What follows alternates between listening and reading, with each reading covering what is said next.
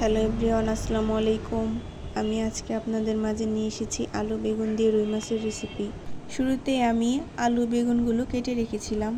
বেগুন আলু দিয়ে রান্না করার জন্য 4 পিস রুই মাছ রেখেছিলাম।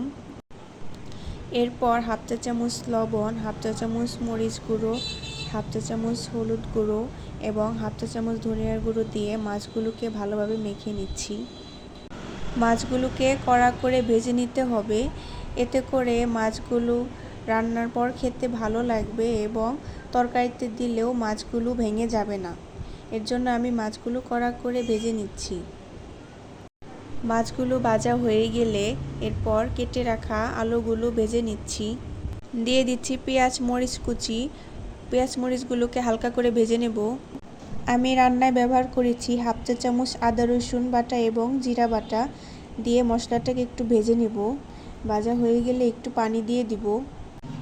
দিয়ে দিচ্ছি 1 চা চামচ মরিচের গুঁড়া, হাফ চা চামচ হলুদের গুঁড়া, হাফ চা চামচ ধনিয়ার গুঁড়া এবং হাফ চা চামচ লবণ দিয়ে মশলাগুলোকে ভালোভাবে কষিয়ে নিচ্ছি।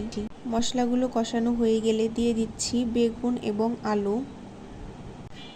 বেগুন এবং আলুগুলোকে ভালোভাবে কষিয়ে নিতে হবে।